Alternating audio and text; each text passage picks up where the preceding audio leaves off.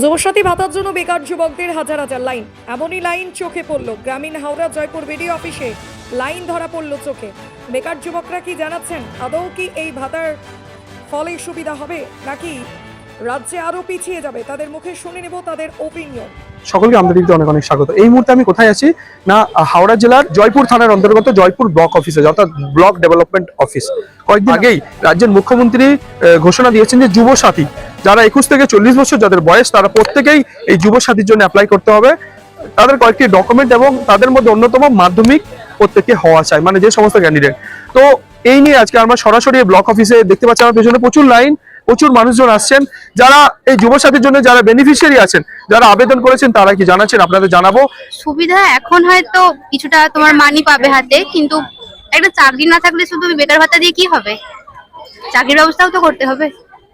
তোমার নামটা? পায়েল চক্রবর্তী, খালনা। কি বলবেন আজকে? ওই যুব সাথীটা তো হবেই না, 21 বছর যেহেতু আমার হয়নি, তো সেক্ষেত্রে এটাই করছি, কারণ আমরা কিছুই পাই না। সে কারণে রাজনীতিটা কি ঠিক না, এটা একদমই ঠিক না। যেহেতু চাকরির অবস্থা যা মানুষ পরীক্ষা দিচ্ছে, পরীক্ষা তো মানে দিয়েই যাচ্ছে, মানে চাকরির কোনো এই নেই। সেক্ষেত্রে সব টাকা পয়সা না দেওয়ার থেকে চাকরি দিক, সেটাই ভালো। আপনার নামটা? সুমনারি, কোথা থেকে আসছেন? খালনা।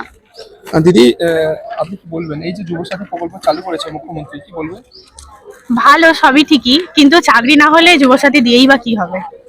তাই অনেকে দাবি করছেন যে আবার আমাদের পয়সা নিয়ে আমাদেরকে দিচ্ছে, এর ফলে বাজার দ্রব্য মূল্যের দাম বেড়ে যাবে। আর সেটাও একদিক থেকে ঠিকই কথা, আমাদের টাকা নিয়ে তো আমাদেরকেই দেওয়া হচ্ছে। এর ফলে কি বাজার মূল্য বাড়বে? এটা কি আপনি কি এর জন্য সহমত পোষণ করছেন? আমারও তাই মনে হয়, হয়তো বাড়লেও বাড়তে পারে। আপনার নামটা? সুস্মিতা মণ্ডল, খালনা থেকে। আজকে কেন এসেছিলেন ব্লকে? আজকে এসেছিলাম, যুবসাথীর ফর্ম ফিল আপ ছিল, যুবসাথীর ফর্ম ফিল আপ করতে আসছিলাম। যুব সাথী কি সত্যি খুব প্রয়োজন ছিল মানুষের? প্রয়োজন তো ছিল না, শিক্ষা ব্যবস্থা দরকার। হ্যাঁ, রাজ্যে প্রকল্প না দিয়ে, ভাতা না দিয়ে মানুষ যাক, শিক্ষা এগিয়ে যাক, ঠিক আছে। তো কাজকর্ম, কর্মসংস্থান হোক, সবাই এটাই চায়। তো সে ভাতাতে কি আর চলে?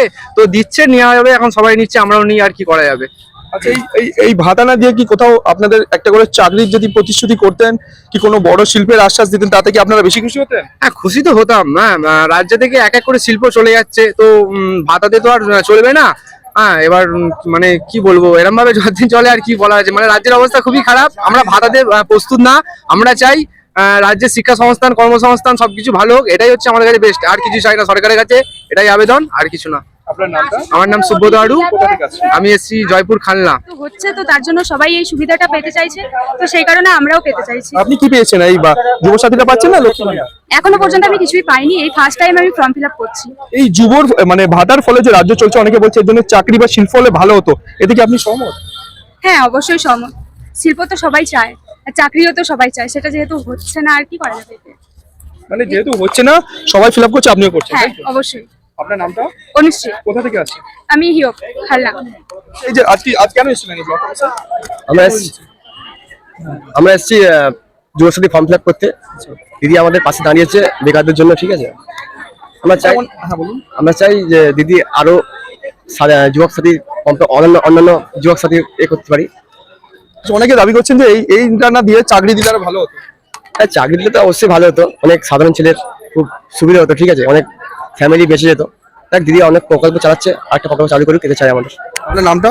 আমার নাম সৈয়দ শরীফ। কোথা থেকে আসছেন? আমরা তাজপুর থেকে আসছি। আচ্ছা, কি বলবেন? আপনারাও তো আজকে এসেছেন ব্লকে, কি বলবেন? আমরা বলছি এটা দিয়েছে, একটা আর্থিক সহযোগিতা হচ্ছে, ঠিক আছে, কিন্তু এর থেকে মনে হয় আমাদের ভালো হয় কিছু কাজের বন্দোবস্ত করলে আরো ভালো হয়। ভালো, তাই তো? আপনি কি ফর্ম ফিল আপ করে নিয়েছেন? হ্যাঁ, করেছি। কত বয়স আপনার? আমার এই 22+। নামটা? আজিজুল খান, কোথা থেকে আসছেন? আমতা তাজপুর। Thank you. ব্লকে আসছে কেন আসছিলেন?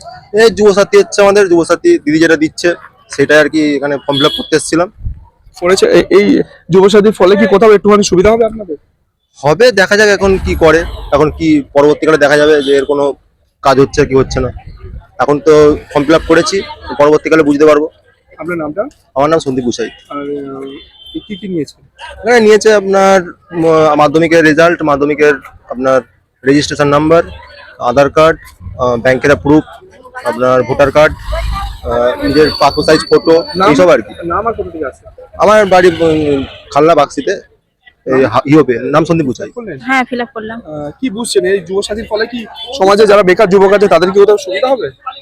মনে তো হয় এই যুবসাথীতে পয়সা দেওয়ার থেকে চাকরি দিলে অঞ্চল সুবিধা হতো। এর ফলে কি কোথাও আবার কি জিনিসপত্রের দাম কি কোথাও বাড়বে না? মনে তো হচ্ছে বাড়বে, জিনিসপত্রের দাম তো বাড়বে, না হলে এত এত তো চালু করতে পারবে না না।